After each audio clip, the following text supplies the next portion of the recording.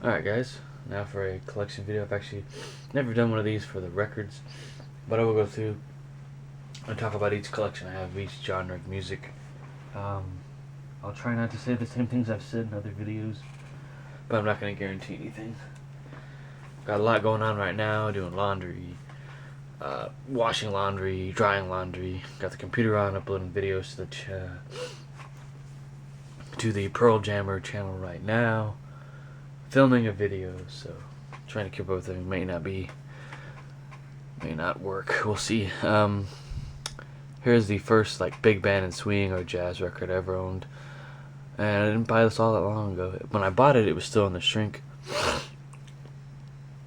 and I took it out of the shrink recently and put it in this nice clear sleeve, outer sleeve. But this is Frank Sinatra's Greatest Hits, put up by Reprise. The catalog number is 1025, but you have songs like Strangers in the Night, That's the Life, It Was a Very Good Year, Something Stupid with Nancy Sinatra, Somewhere in Your Heart, The World as We Knew, Softly as I Leave Town, Summer Wind, This Town, When Somebody Loves You. But this is originally released in 1967. This is a 1968 reissue, which sounds very good, and the record is in excellent condition, but the actual catalog number is FS 1025. Bought this with my grandmother, funny enough. I think she maybe even bought it for me. But the original shrink actually had the store name on it still, like the sticker from the store that someone bought it from, but I couldn't read it. It was too faded. But when I took that off, the actual album jacket is in brand new condition, so that's great.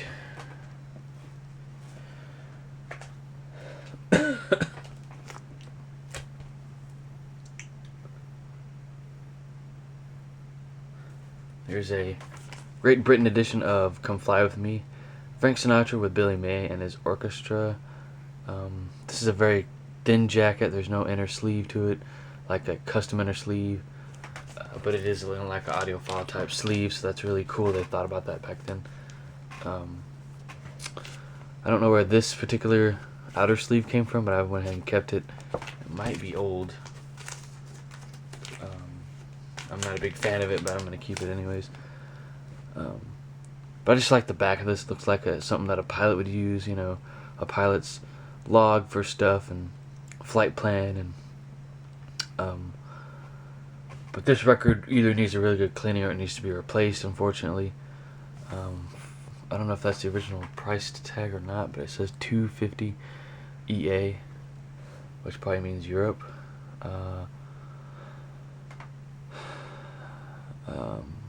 59K903821. Don't know if that came from the store that this was that I bought it from or somewhere else. But I guess the catalog number is LCT6154, I guess. But this is on the Rainbow Capital label, I believe. I haven't opened it for a while, but there you can see this is very super thin. I went ahead and kept the original.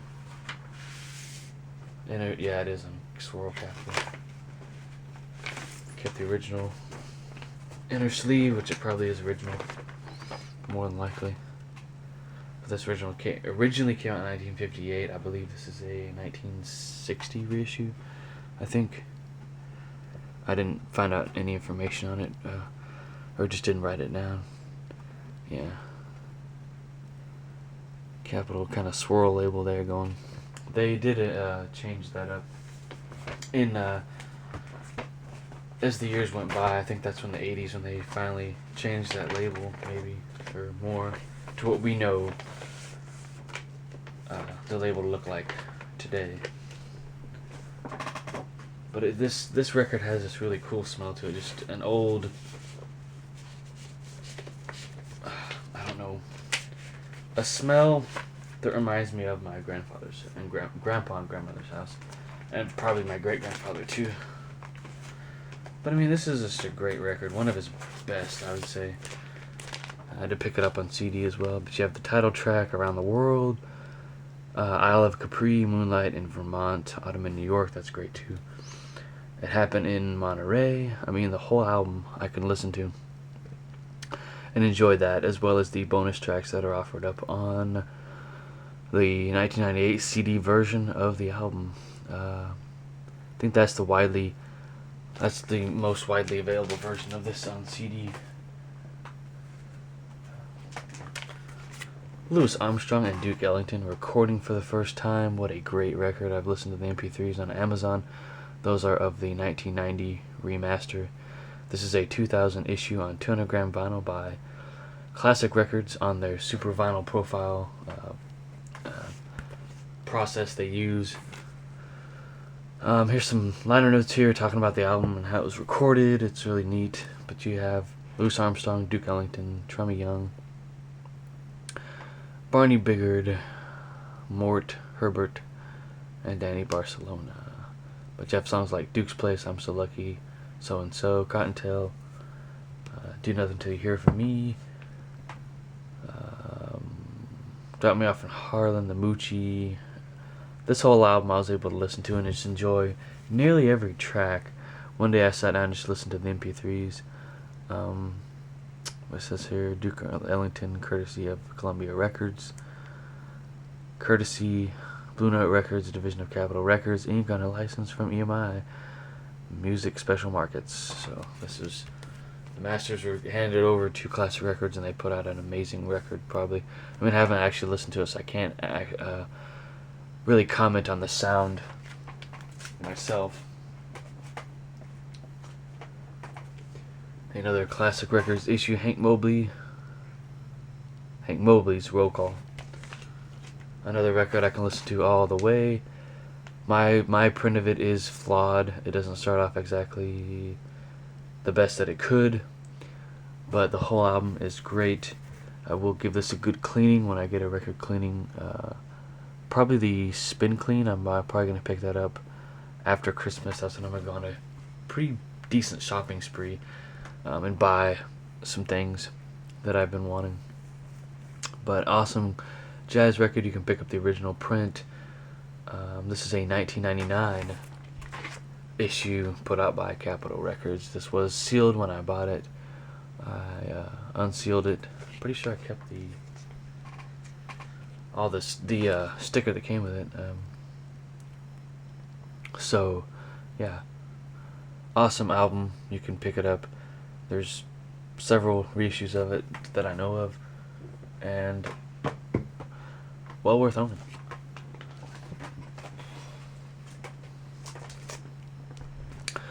Hank Mobley's Soul Station. Another great record put out in 1960 once again. This is a Classic Records reissue on 200-gram vinyl, Quick's super vinyl profile. Sounds amazing. This is the best vinyl version of this album you're gonna get, record version. Unless they put out another one. This was put out in 2009. Has mono sound. Sounds amazing. Well worth owning if you're a jazz fan, I would say.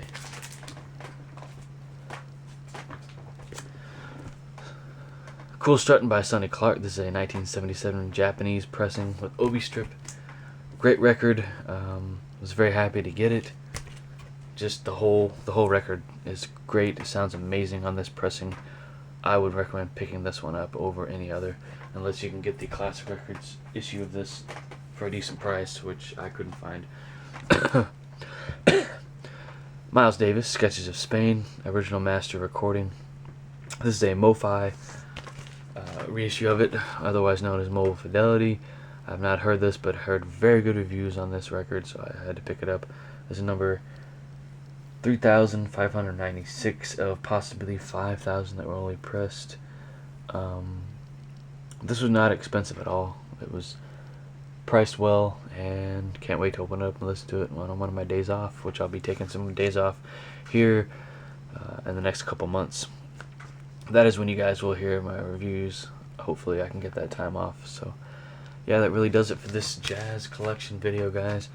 Went through some great jazz records. I mean, just look at that cover too. That's amazing. So yeah, that does it, guys. If you have any questions, feel free to ask, and I'll go back to all comments and questions as soon as possible. Thanks again for watching.